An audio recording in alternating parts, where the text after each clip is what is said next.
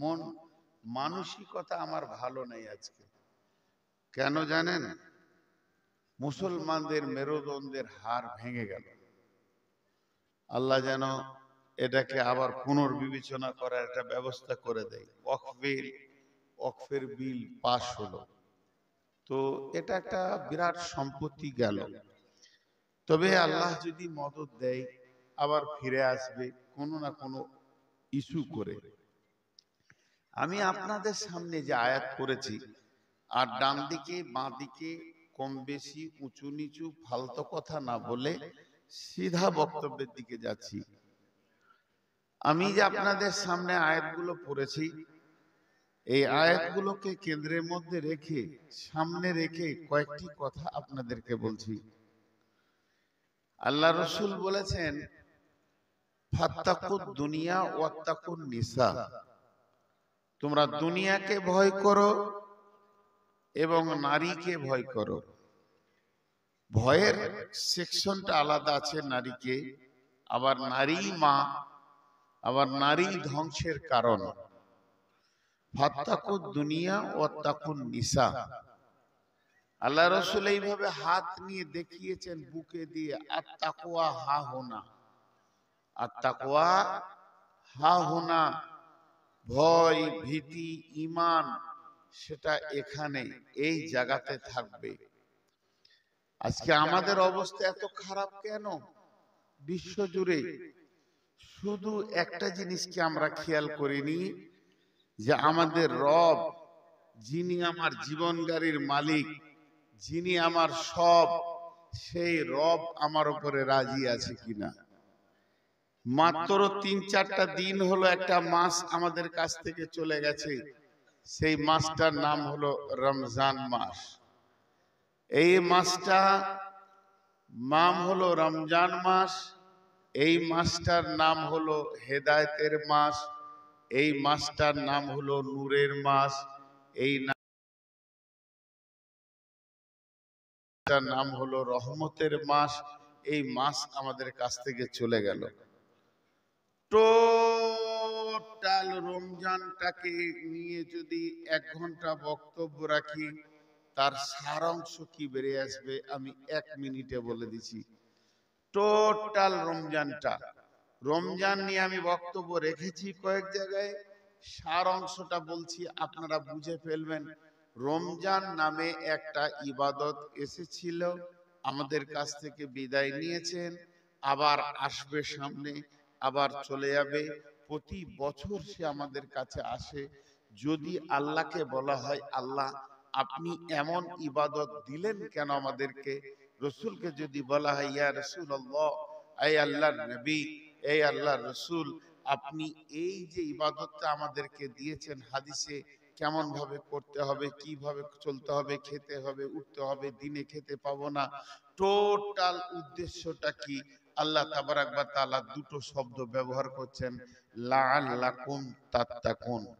লাআল্লাকুম তাত্তাকুন, আমার এইটা করার উদ্দেশ্য হচ্ছে যাতে করে তোমরা মুত্তাকি হয়ে যাও, পরেশগার হয়ে যাও, তোমরা সংযমী হয়ে যাও। এর জন্য আমি আল্লাহ তোমাদেরকে রোজা দিয়েছি। টোটাল রোজাটাকে, রোজার শুরু থেকে শেষ যত নিয়ম, যত কানুন, যত হাদিস, যত আয়াত, যা কিছু এসেছে, এক জায়গায় যদি ভরে মেশিনে পিরে যদি একটা শব্দ দিয়ে আপনারা জানতে চান কেন গেল এত বড় ঝড়টা, তার একটাই কারণ, লাআল্লাকুম তাত্তাকুন, আমি তোমাদেরকে সংযমী বানিয়েছি। এখন কথা হচ্ছে, আমরা সংযমী হয়েছি তো? সংযমী হয়েছি? আমাদের মধ্যে সংযম রয়েছে? জি। আমি কয়েকদিন গতকালকে একটা ঘটনা বললাম গাজলে, আপনাদেরকে হালকা শোনাচ্ছি, হালকা। তবুকের যুদ্ধে, তবুকের অভিযান ছিল বিরাট অভিযান। তবুকের যুদ্ধটাকে নিয়ে বক্তব্য রাখতে গেলে অনেক লম্বা টাইমের সময় দরকার। যখন তবুকের বাদশাহ হেরাক্লেস, রোম সম্রাটের একটা চরিত্র ছিল, যে কোন দেশে কে কার কাপড়ে জয় করছে, মারো ওকে, মারো ওকে, লুটো ওকে, একে মারো, ওকে দাবাও, ওকে লুটো। ওর একটাই নীতি ছিল, হেরাক্লিস রোম সম্রাট, সে চিন্তা ভাবনা করতো আমার উপরে যেন কেউ দাদাগিরি না করে, যেমন বর্তমান আমেরিকা করছে। যে ওর উপরে একটু আগে বাড়বে তাকে উদাবে, তাকে উদাবে। রোম, পারস্য সব দেশ মিলে সেই যুগে এক বিরাট সাম্রাজ্য ছিল। ওদের কানে খবর পৌঁছালো, রোম সম্রাটকে কোনো গোয়েন্দা খবর দিল, জাহাপনা খবর শুনেছেন? বলে কি খবর? মদিনাতে একটা শক্তি তৈরি হয়েছে। হ্যাঁ, মদিনাতে শক্তি তৈরি হয়েছে। কেমন? বলে সেই শক্তির নাম হচ্ছে নবী মুহাম্মদ রাসূলুল্লাহ সাল্লাল্লাহু আলাইহি সাল্লাম। রোম সম্রাট বলল সাজো, ওটাকে দাবাবো, ওটাকেও দাবাবো। পারস্যকে দাবিয়েছি, সিরিয়াকে দাবিয়েছি, শামকে দাবিয়েছি, লুটে নিয়ে আমার পায়ের তলায় ফেলেছি। রোম সাম্রাজ্য একটা বৃহত্তর এখন চলছে সাম্রাজ্য, আমি সেই সাম্রাজ্যের মালিক। মদিনাতে কোথায় একটা ছোট্ট মতো কে এত ক্ষমতাবান হয়েছে, সেই তাকে আর দাবাবো। তো জিজ্ঞেস করলো সেই সাম্রাজ্যের নাম, বলেন তাদের তাদের মতবাদের নাম হচ্ছে তৌহিদবাদ, একত্ববাদ। তারা বহুত্ববাদকে মানে না।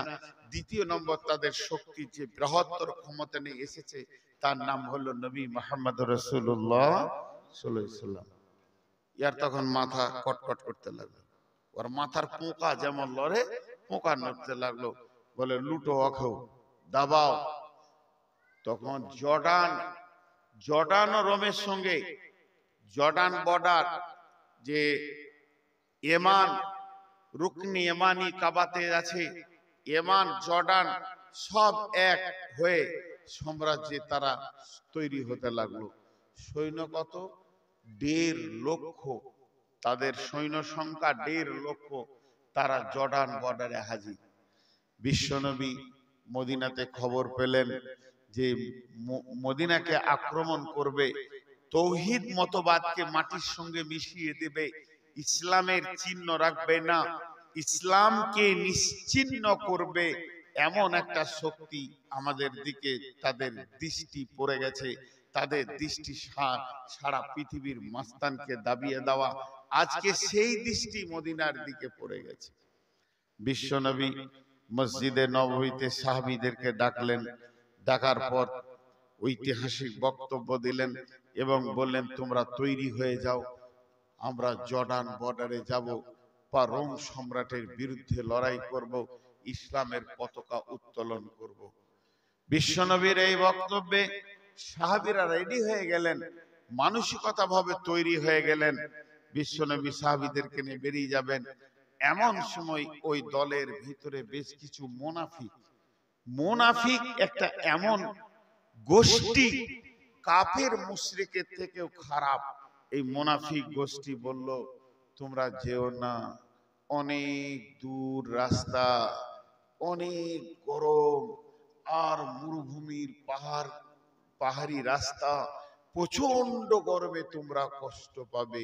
মুনাফিকরা দাওয়াত দিতে শুরু করলো। ঠিক একই টাইমে আল্লাহ তাবারাক ওয়া তাআলা আয়াত নাজিল করলেন, বিশ্ব নবীকে বলে দিলেন হে নবী ওদেরকে শুনিয়ে দাও, এর থেকে জাহান্নামের আগুন আরো গরম, এর থেকে জাহান্নামের আগুন আরো গরম। তখন সাহাবীরা রেডি হয়ে গেলেন। কিছু মুনাফিক থেকে গেল। 1900 কিলোমিটার রাস্তা, এখন বর্তমানে 1900 কি 2100 কিলোমিটার রাস্তা বলছে। বর্তমান যুগে তো কিলোমিটার হয়ে গেছে, পাহাড় কেটে রাস্তা হয়েছে, তখন পাহাড়ে চড়াই উতরাই রাস্তা। সেই সাম্রাজ্যে 30,000 সাহাবী, বেশি লয়, 30,000। বাঘের সঙ্গে বকরির লড়াই, ভুল ভাববেন না, বাঘ কিন্তু 30,000, ওরা ছিল বকরি। 30,000 সাহাবী জর্ডান বর্ডারে পৌঁছালো এবং সেখানে শুধু লড়াই হলো না, বিপুল পরিমাণে যুদ্ধের মহড়া চললো। কয়েকজন সাহাবী সেখানে জান্নাতি সৌভাগ্য তারা ভাগ্যবান হয়ে শহীদ হয়ে থেকে গেলেন।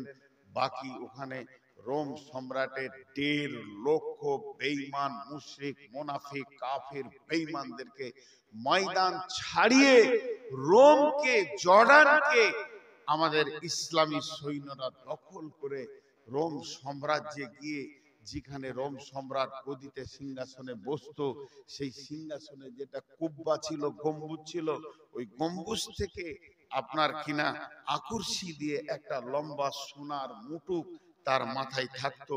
মানুষের মাথায় ওটা দিলে ভারীতে রাখতে পারবে না, তার জন্য তাকে শেকল দিয়ে, সোনার শেকল দিয়ে টাঙা ছিল। সেই মুকুটটাকে পর্যন্ত সাহাবীরা দখল করে সেটাকে খুলে নিয়ে এসে মসজিদে নববীর বাইতুল মালে জমা করে দিলেন। যখন সাহাবীদের একটা প্রদীপ জ্বালানোর ক্ষমতা ছিল না, 30,000 সাহাবী, রিজাল দিচ্ছি 1.5 লক্ষকে ময়দান ছাড়িয়ে দিলেন। 30,000 সাহাবী 1.5 লক্ষকে ময়দান ছাড়িয়ে দিলেন। আর একবার বলছি, 30,000 সাহাবী 1.5 লক্ষকে ময়দান ছাড়িয়ে দিলেন। এইখানে নেগেটিভ পজিটিভ দুটো জিনিস দেখতে পাবেন। একদিকে দেখবেন দিনের মতো আলো, তেমনি দেখবেন মোমবাতির নিচেটা অন্ধকার, হারিকেনের নিচেটা অন্ধকার। সাহাবীদের ভিতরে মাত্র 3 জন যেতে পারেনি। কেন যেতে পারেনি?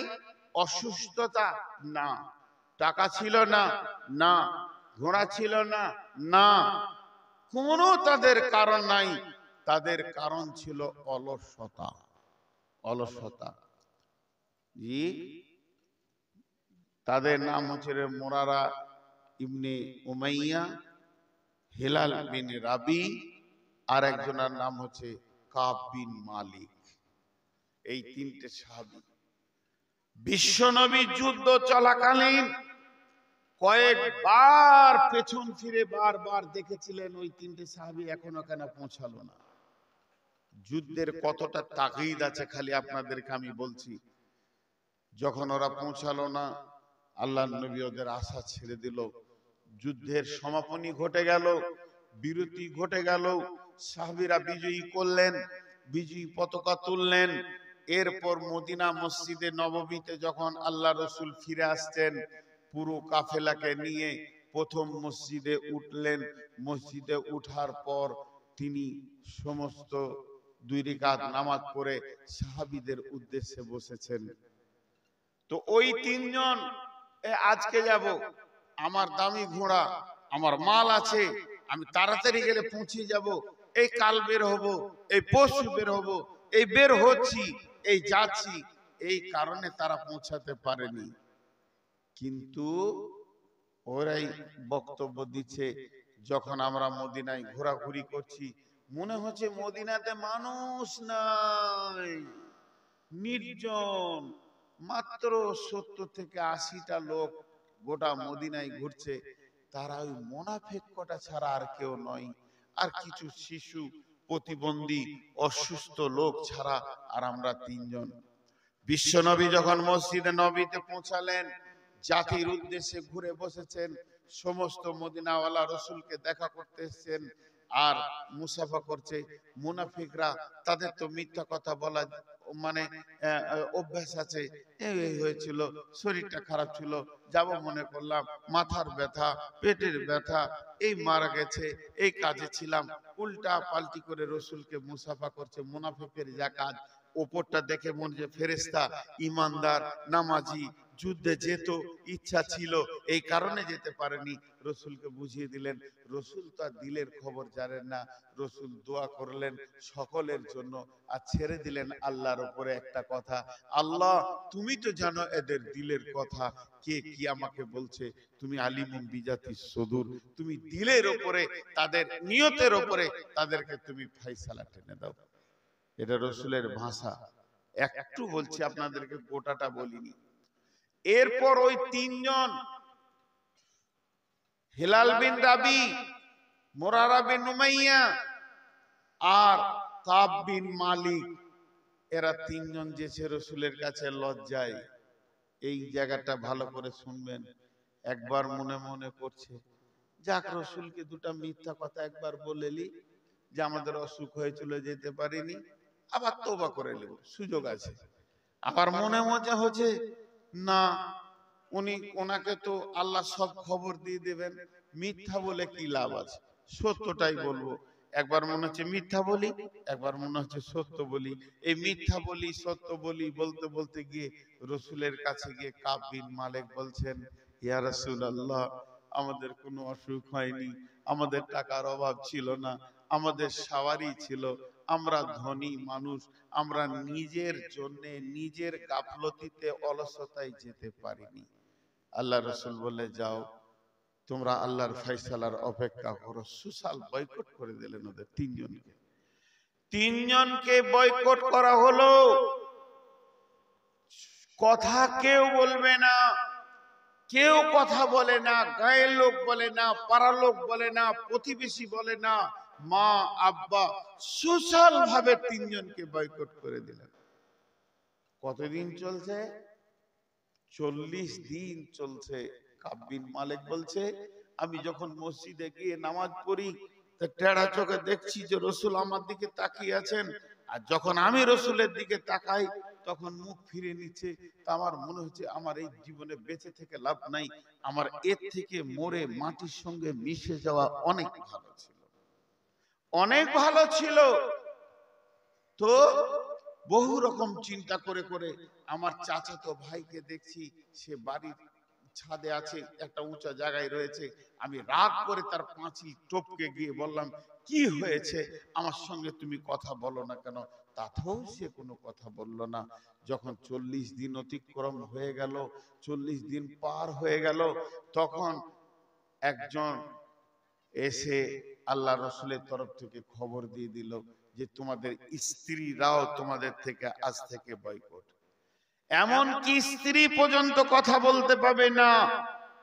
মুরারা বিন রাবি, তার স্ত্রী গেল রসুলের কাছে, ইয়া রাসূলুল্লাহ, আমার স্বামীর ভিতরে যৌন চাহিদা আর নাই, তাকে বার্ধক্য জড়িয়ে ধরে নিয়েছে, সে আমাকে চায় না, তাকে আমি চাই না, দৈহিক সম্পর্ক আর কোনো প্রয়োজন নাই। ইয়া রাসূলুল্লাহ, আমার স্বামী এত দুর্বল, আমি কি তার খিদমত করতে পারবো? নবীজি বললেন, কোনো রকম খিদমত করা যাবে না, তবে খাবারটা নামিয়ে দেবে, কোনো কথা বলবে না। এই অবস্থা শুরু হলো। আরো 10 দিন গেল, যখন 50 দিন চলে গেল অতিক্রম হয়ে, বিশ্ব নবী বারবার মসজিদে নামাজ পড়ছে, ওরাও যেত নামাজ পড়তে, একটু ধ্যান দেন আর 2 মিনিট, তখন কথা বলে না। একদিন কাব বিন মালিক মদিনার হাটে, হাটের দিন ঘুরছে, গোটা হাটের লোক একে অপরে কথা বলছে, লেনদেন দাম জিজ্ঞাসা করা। হাটের দিন কেউ কথা বলে? কেউ কথা বলছে না, চুপ করে দাঁড়িয়ে আছে। এমন সময় একটা লোক সিরিয়া থেকে এসছে, বিদেশ থেকে এসছে, ওর হাতে একটা চিঠি আছে, সেই চিঠিটা নিয়ে এসে লোককে জিজ্ঞাসা করছে, কাব বিন মালিক কার নাম? কাব বিন মালিক কার নাম? ওই হাটে হাটে ও জিজ্ঞেস করে বেড়াচ্ছে। এরই মধ্যে একজন দেখিয়ে দিল, ওই যে জওয়ানটা দাঁড়িয়ে আছে দেখছো, উনি কাব বিন মালিক। ওর কাছে গেল, আপনি কাব বিন মালিক? বলে হ্যাঁ। বলে সম্রাট চিঠি দিয়েছে, সম্রাট, মুশরিক মুনাফিক সম্রাট, বাদশাহ, ছোটখাটো মানুষের চিঠি নয়। চিঠিতে কি লিখেছে জানেন? কাব বিন মালিক, তুমি একজন যোগ্য সম্পন্ন ছেলে, তোমার জ্ঞান বিবেক বিবেচনা উদ্দীপনা, তোমার চলা, তোমার চিন্তা চেতনা বহুত মূল্যবান। তোমাকে মুহাম্মদ সাল্লাল্লাহু আলাইহি সাল্লামের মতো লোক বয়কট করেছে, বহুত ধৃষ্টতা করেছে। তোমার মতো লোককে বয়কট করা, এটা চারটিখানি কথা আমার মান মর্যাদাতে লাগছে। অতএব তুমি আর মদিনায় থাকিও না, চলে এসো, তোমাকে চিঠি দিচ্ছি, তোমাকে তোমার মতো যোগ্য স্থানে বসাবো। আমি বাদশা চিঠি লিখেছি, তুমি আমার পাশে পাশে থাকার যোগ্য লোক, তোমার ব্রেন বুদ্ধি বিচক্ষণতার এত মূল্য, তুমি আমার কাছে চলে এসো, তোমাকে যথেষ্ট পরিমাণে সম্মান দেওয়া হবে। ভাই একবার বলছি, আজকে এই মুসলমানের ভিতরে কাউকে যদি মোদি চিঠি দেয়, অমিত শাহ চিঠি দেয়, আদিত্যনাথ যোগী যদি চিঠি দেয়, ও খুশিতে সারা রাত ঘুমোবে না, সকাল কখন হবে আমাকে ডেকেছে চিঠিতে। কিন্তু কাব বিন মালিক দুটা ইতিহাস এসছে, চিঠিটাকে ছিঁড়ে চুলোতে ভরে দিয়েছিল, আর একটা এসেছে ছিঁড়ে পায়ে করে নোংরে দিয়েছিল, চোখের পানিতে কাঁদছে আর বলছে, আল্লাহ আমরা এত নিচে চলে গেছি, আমরা এত নিচে, আমি এত নোংরা, আমি এত খারাপ, আল্লাহ তোমার কাছে এত নিচে চলে গেলাম, আল্লাহ তুমি কি মাফ করবে না? এই আল্লাহ আমরা এত নিচে, আমাদের মতো সিংহকে একটা সামান্য বকরিতে দাওয়াত দেয়, যারা আমাদেরকে দেখলে থর থর থর থর করে কাঁপবে, সেই রকম বেঈমান আমাকে চিঠি দিয়েছে, মানে আমার ঝরঝর করে কাঁচা চিঠিটা ছিঁড়ে দিছে। তার ইমানি চাহিদা কত, শুধু যুদ্ধে যায়নি, এর জন্য একটা সাজা চলছে, ইমানি চাহিদাটা কত। সাহাবীটা কে ছিলেন? সেই কাব বিন মালিক লজ্জায় আর ফজরের নামাজে মসজিদে নববীতে যেতে পারছে না, তখনও নামাজ ছাড়েনি, নিজের ছাদে বসে সালাত আদায় করে আল্লাহর কাছে কাঁদছে, মাবুদ মাবুদ আমরা এত অপরাধ করেছি যে আমাদেরকে বেঈমানরা দাওয়াত দেওয়ার সাহস রাখে, আপনার নজরে কি একবারে নিচে চলে গেছি? আল্লাহ তাবারক ওয়া তাআলা তাদের দোয়া কবুল করলেন। ওই তিনজনের দোয়াকে কবুল করে সূরা তওবাতে আয়াত নাজিল হয়ে গেল, দীর্ঘ লম্বা আয়াতকে নাজিল করে বিশ্ব নবীকে শুনিয়ে দিলেন জিবরাইল, ওদেরকে ডাকেন। আল্লাহ নবী ফজরের নামাজ পড়ে ডান দিকে সালাম ফিরলেন, ডান দিকে সালাম ফিরে বাঁ দিকে সালাম ফিরলেন, আর বাঁ দিকে সালাম ফেরার পর ঘুরে বসে বললেন, হে আমার সাহাবীরা, যাও ওদেরকে ডেকে নিয়ে এসো, আল্লাহ ওদের তওবা কবুল করে নিয়েছে। কাব বিন মালিক ছাদে বসে আছে, আর একজন ডাকছে, কাব বিন মালিক দৌড়ে এসো মসজিদে নববীতে, তোমাদের তওবা কবুল হয়ে গেছে।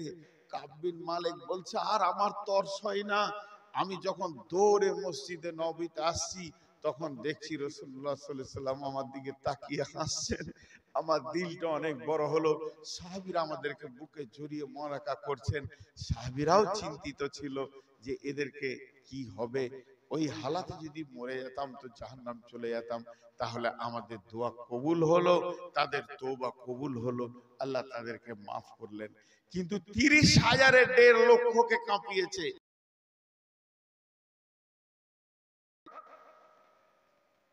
কখন আসতে হয়, কখন সামনে ক্যামেরা দেখাচ্ছে, সে একটা ক্যামেরা চালিয়ে যে 40 বছর চলবে। বক্তব্যের মেন টাইমে টিকটিকির মতো সে হাজির হচ্ছে। তো কাব বিন মালিক রাদিয়াল্লাহু তাআলা আনহু এত আনন্দিত হয়েছিলেন, 2 সেট কাপড় ছিল, 1 সেট কাপড় দান করে দিলেন যে সুসংবাদ নিয়ে গেছিল তাকে। আমি ঘটনাটা কেন শোনালাম আপনাদেরকে, বর্তমানে ভারতবর্ষে কম বেশি 25 কোটি নয়, 42 কোটি মুসলমান আছে। ভারতবর্ষে 42 কোটি মুসলমান আছে, কিন্তু এই 42 কোটি মুসলমান বাঘ না ছাগল না ভেড়া না সিংহ খুঁজে পাওয়া যাচ্ছে না। আজকে এদের সম্পত্তিকে কেড়ে নিয়েছে। আজকে ফেসবুক দেখছিলাম, এক সাধু বলছে 700 বছর আগে মুসলিমই ছিল না, ও ছিল ওর বাপ ছিল, মুসলিমই ছিল না 700 বছর আগে।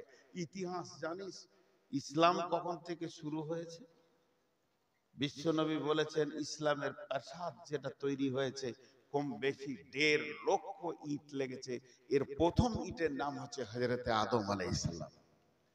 ইসলাম শুরু হয়েছে হযরতে আদমের জামানা থেকে, আদম আলাইহিস সালাম ছিলেন ইসলামের উপরে, নূহ আলাইহিস সালাম ছিলেন ইসলামের উপরে, ইনকমপ্লিট ছিল।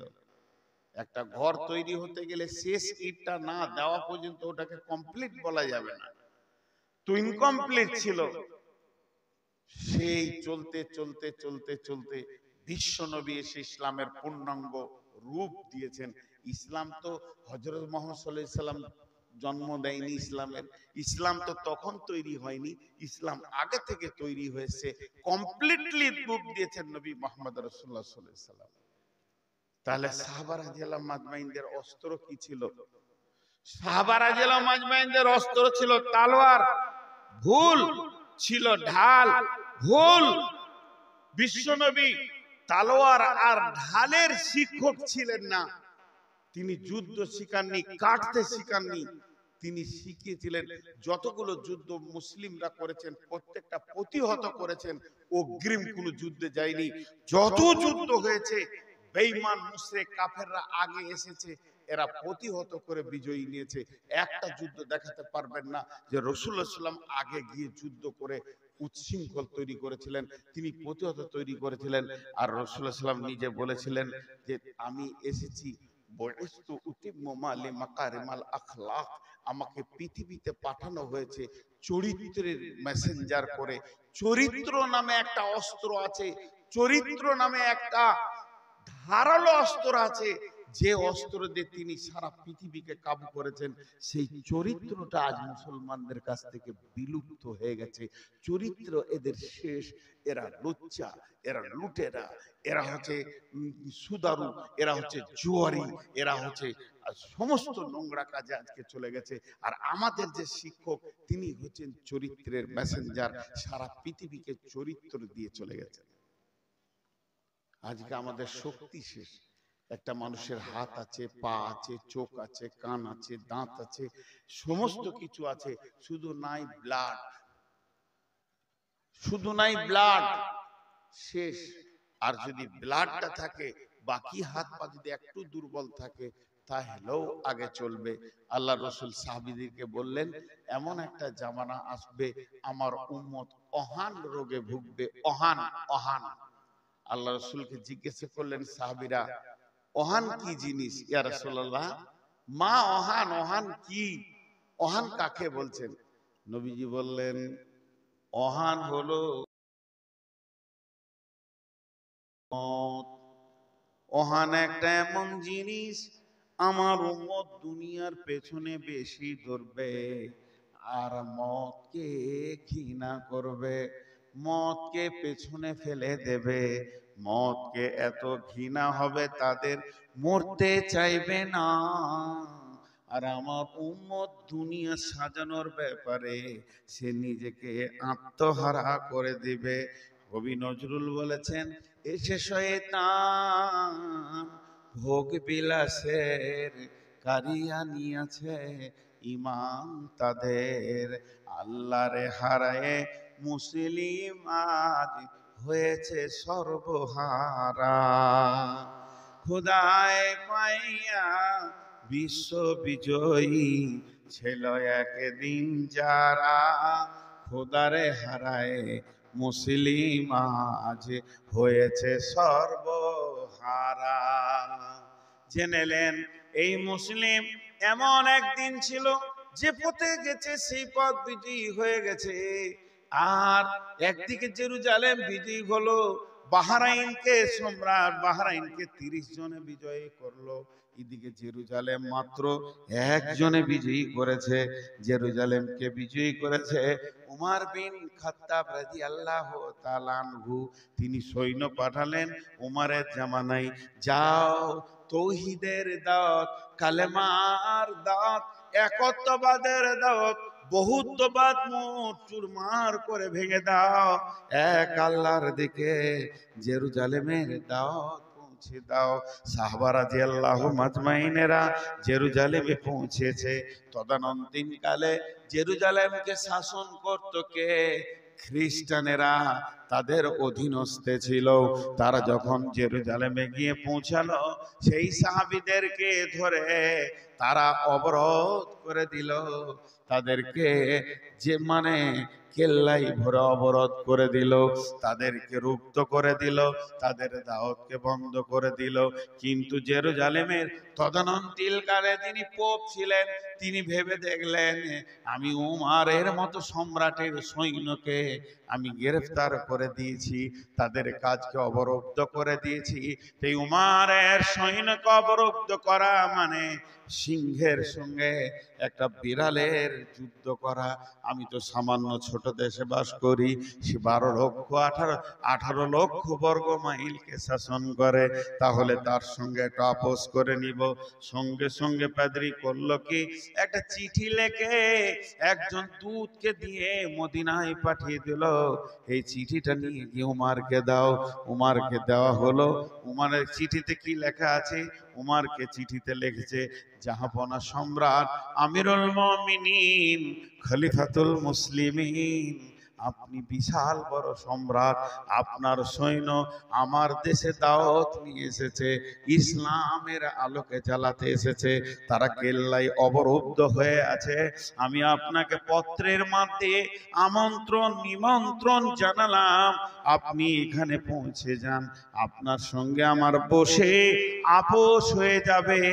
আমি যুদ্ধ বা লড়াইয়ে আপনার সঙ্গে যেতে চাই না। চিঠিটাকে নিয়ে যাচ্ছেন কে? একটা রাষ্ট্রদূত। যেতে যেতে যেতে যেতে মদিনা মানরায় যখন গিয়ে পৌঁছালেন, হযরত উমর বিন খাত্তাব, ইসলামের দ্বিতীয় খলিফা, রাসূলের দ্বিতীয় খলিফা, মসজিদে নববীতে আরাম করছে। সেই লোক মসজিদে নববীটা খুঁজে খুঁজে বের করে তাকিয়ে দেখছে, এটা কি মসজিদ? খেজুর পাতার প্রাসাদ তোমার বারে বারে গিয়েছে ঘুরে, তুমি পরনি গো নয়ে, সবকিছু পড়ে গেছে উড়ে, তবু তুমি তো পরনি নয়ে, খেজুর পাতার প্রাসাদ তোমার বারে বারে গিয়েছে ক্ষয়ে। আজকের আমাদের পার্লামেন্ট কত শান শৌকত, দিল্লির পার্লামেন্ট কত শান শৌকত, আমেরিকার পার্লামেন্ট কত শান শৌকত, কিন্তু হযরতে ওমরের পার্লামেন্ট মসজিদে নববী বালিতে ভরা, খেজুর গাছের পিলার, খেজুর গাছ পাতার ছাওয়ানি, উনি একটু শুয়ে আছেন বালুর ওপরে, বালি সোনায় হাতটা মাথার ওপরে দিয়ে শুয়ে আছেন। এমন সময় রাষ্ট্রদূত গিয়ে দেখছে, এটাই কি 18 লক্ষ বর্গ মাইলের পার্লামেন্ট? এ তো শান শওকত নয়। একজনকে বলছে, বন্ধু আমিরুল মুমিনিন কোথায়, খলিফাতুল মুসলিমিন কোথায়? আমি একটা চিঠি এনেছি, ওনাকে চিঠিটা দিব। একজন ছেলে বলছে, আপনি কি চোখে দেখতে পান না, যিনি মসজিদে একা শুয়ে আছে, যার কোনো বডিগার্ড নাই, দেহরক্ষী নাই, আরাম করছেন, ইনি হলেন 18 লক্ষ বর্গ মাইলের বাদশা। ইনি বলেন, আদব নেবেন জাহাপনা। খ্রিস্টান ছিল, আদব নেবেন জাহাপনা। হযরত ওমর বলছে, বাবুকে বলে, হুজুর আমি জেরুজালেম থেকে এসেছি। ও বলো, সেখানে আমার সৈন্য গেছে দিনের দাওয়াত দিতে। বলে, হ্যাঁ সমস্যা আছে, চিঠিটা একটু পড়েন। হযরত ওমর চিঠিটা একটু নজর লাগালো, যে আমাকে দাওয়াত দেওয়া হয়েছে, সেখানে আপোষ করা হবে, সেখানে আপোষের মধ্যে বসা হবে, আলোচনায় একটা সিদ্ধান্তে আসা হবে। হযরত ওমরকে একটা গোলাম দেওয়া হয়েছিল, খাদেম দেওয়া হলো, রাজকোষ থেকে দেওয়া ছিল, তার নাম ছিল আসলামা। হযরত ওমর আসলামাকে ডাকলেন, আসলামা একটা উটকে রেডি করো, এখনই জেরুজালেম যেতে হবে। হযরত আসলামা উটটাকে রেডি করে নিয়ে এসে মসজিদে নববীর সামনে বললেন, জাহাপনা আমি রেডি হয়ে গেছি, হেরি পস্তাতে চাহি, তুমি চলিয়াছো রৌদ্রদগ্ধ দূর মরুপথ বহি, জেরুজালেমের কেল্লা যেতায় আছে অবরোধ করে, বীর মুসলিম সেনা দল তব বহুদিন মাস ধরি, দুর্গের দ্বার খুলিবে তারা, বলেছে শত্রু শেষে, উমার যদি গো সন্ধি পত্রে স্বাক্ষর দেয় এসে, হায়রে আদেক ধারার মালিক আমিরুল মুমিনিন, শুনেছে খবরে একাই একি উঠে চলেছে বিরামহীন, সাহারা পাড়াইয়ে ঝুলিতে দুখানা শুকনো খুব জরুরি, একটি মশকে এতটুকু পানি খুরমা 2-3 মুঠি। একটা সম্রাট যেছে, সাথে কেউ নাই, মার একটা গোলাম, আর দুটো খুরমা, 2-3 মুঠি কুমড়া আর পানি। এই নিয়ে সম্রাট বের হয়ে চলে গেছেন। মরুর ঊর্ধ্ব আকাশে সূর্য আগুন বৃষ্টি করে, সেই সে আগুন তাতে খৈসম ফুটে বালুকার মোর উপরে। কিছু দূরে যেতে উঠ হতে নামি কহিল গোলামের ভাই, পেরেশান বড় হইয়াছ চলিয়া। সম্রাট উঠ থেকে নেমে গেলেন। কিছু দূর যেতে উঠ হতে নামি কহিল গোলামের ভাই, পেরেশান বড় হইয়াছ চলিয়া, এইবার আমি যাই। উটের রশি ধরিয়া অগ্রে উঠে বসো, উঠে তপ্ত বালুতে চলে যে চরণে রক্ত উঠেছে ফুটে, ভিত্ত দস্ত ধরে চুমি হাত। তখন সেই গোলাম উমরের হাতটা ধরে চুমকে বলছে, এখন এ আদেশ করেন কেমনে আপনি, গোলাম রহিবে উটের পিঠে আরাম করিয়া বসি, আর হেঁটে যাবে খলিফা উমার ধরিয়া উটের রশি। খলিফা হাসিয়া বলে, দেখছি আমি না হাসলে উটে চাপতে পারবে না। খলিফা হাসিয়া বলে, তুমি জিতে গিয়ে বড় হতে চাও ভাই রে, এমনই চলে। রোজ কিয়ামতে আল্লাহ যেদিন বলিবে উমর পরে, করিনি খলিফা মুসলিম জাহানের তরে, সুখ তরে তোরে কি জবাব দিব, কি করিয়া মুখ দেখাবো। রসুলের ভাই, আমি তোমাদের প্রতিনিধি মাত্র, মোর অধিকার নাই আরামে সুখের মানুষ হইয়া মানুষের নিতে সেবা। ইসলাম বলে সকলে সমান, কে বড় ক্ষুদ্র কে বা। গোলাম চড়িল উটের পিঠে, জুমা উমার ধরিল রশি, মানুষের স্বর্গে তুলিয়া ধরিয়া ধুলাই নামিল শশী। পালাক্রমে চলছে চলতে চলতে চলতে এবার জর্ডান নদী এসে গেছে। নদীটা পার হয়ে গেলেই জেরুজালেমে চলে যাবে, বর্ডার পার হয়ে চলে যাবে। ওদিকে বর্ডারে সবাই শুনতে পেয়েছে আমিরুল মুমিনিন আছে, 18 লক্ষ বর্গ মাইলের বাদশা আছে।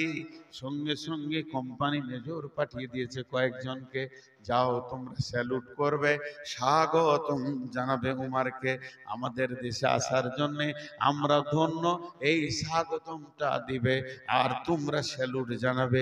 সেই গোলাম চলতে চলতে চলতে চলতে যখন জর্ডান নদী পার হয়, এই ভাই এই ক্যামেরাটা বন্ধ করে দাও, তাতে যা হবে জাহান্নাম যাবে, তুমি বন্ধ করো, বন্ধ করো। আর আমি একটা কথা বলবো না, বন্ধ না করা পর্যন্ত।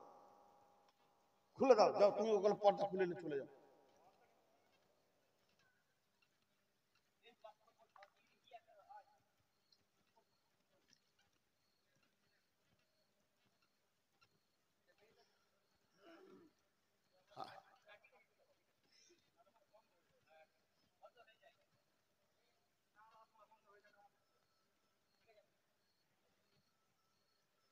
আমি পারবো না, আমি হাই প্রেসার আছে, এগুলো নিতে পারবো না। মন মোশনে ঠিক একটা বিষয়টা একটু শেষ হোক, আসবে মন মোশনে আসছে। ক্যামেরা বন্ধ না হলে আমি বাইনি করবো। ভাই সেরফিল কোথা আছে আসুন, এবার নিতে পারছি না একবারে। ক্যামেরা লাখ লাখ ক্যামেরা দেখছি, তো এরকম ক্যামেরাম্যান দেখিনি যে প্রতি সেকেন্ডে 4 বার করে আসবে।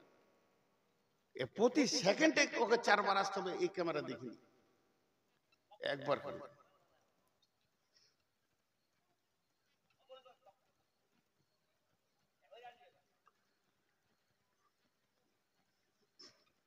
আস্তাগফিরুল্লাহ আল্লাযী লা ইলাহা ইল্লা হুয়াল হাইয়ুল কাইয়্যুম। আস্তাগফিরুল্লাহ আল্লাযী লা ইলাহা ইল্লা হুয়া। কত কষ্ট আপনাদেরকে আমি বোঝাতে পারবো না। এটা যে একটা মানুষের দিলকে ধারাবাহিক ভাবে নিয়ে যাওয়া অনেক কষ্ট, অনেক অনেক অনেক কষ্ট। যাক আমি আর ওই দিক দিয়ে যাবো না, শর্টে ছেড়ে দিয়েছি। ঘটনাটা কি ঘটেছিল থেকে গেল, কি করে বলবো, ওকে আমি মানা করছি, তারপরে ও এসে কোন কোন ধরনের ক্যামেরা দিয়েছ যে এত ঘন ঘন আসবে, আর কোন সময় আসতে বকে একটু ভাবতে হবে তো, সে ভাবছেও না।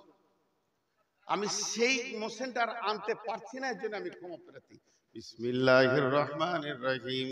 লাইসাল বিররা আন তুওয়াল্লু উজুহাকুম কিবালাল মাশরিকি ওয়াল মাগরিবি ওয়ালাকিন্নাল বিররা মান আমানা বিল্লাহি ওয়াল ইয়াউমিল আখিরি والملائكة والكتاب والنبيين وآتى المال على حبه ذوي القربى واليتامى والمساكين وابن السبيل والسائلين وفي الركاب وأقام الصلاة وآتى الزكاة والموفون بعهدهم إذا عهدوا والصابرين في البأساء والضراء وحين البأس أولئك الذين صدقوا وأولئك هم المتقون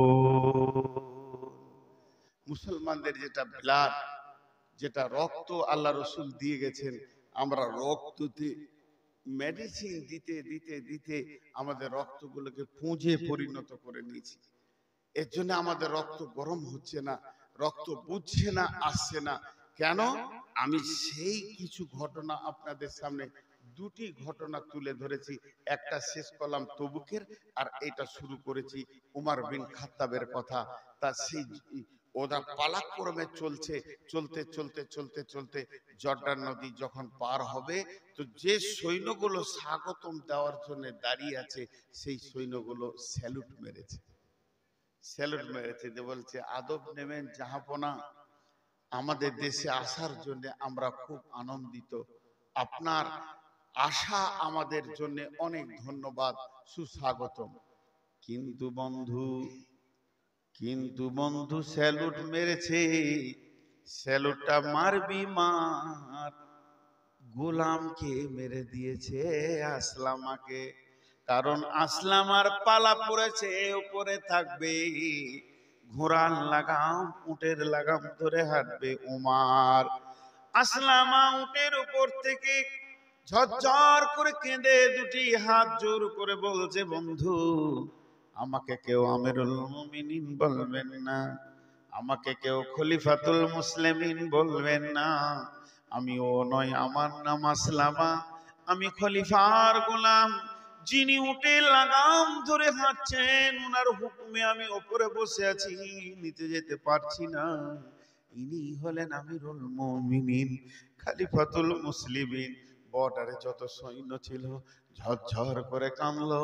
কোম্পানি মিলিটারি মেজর মুখ খুলে কথা বলতে শুরু করলো, হুজুর যাবো না, বাদশা অনেক দেখেছি, রাজা দেখেছি, অনেক বড় বড় মানুষ দেখেছি, কিন্তু পূর্ণাঙ্গ মানুষ আমরা কোনোদিন দেখি নাই। আপনি পূর্ণাঙ্গ মানুষ, আপনি কত দামি মানুষ, গোলাম উটের পিঠে আর আপনি লাগাম ধরে হাঁটছেন। একটা গোলাম আর একটা খলিফা পালাক্রম করে নিয়েছেন, এত বড় মানুষ আমরা জীবনে দেখিনি। এই বলতে বলতে গির্জাতে গিয়ে বসলেন। যে গির্জাতে খ্রিস্টানদের পূজা হয়, তারা ঈসা মাসিকে, মারিয়ামকে আল্লাহ বলে ডাকে। গির্জা ঘরে বসে বসে অনেকক্ষণ কথা চলছে, তৌহিদের কথা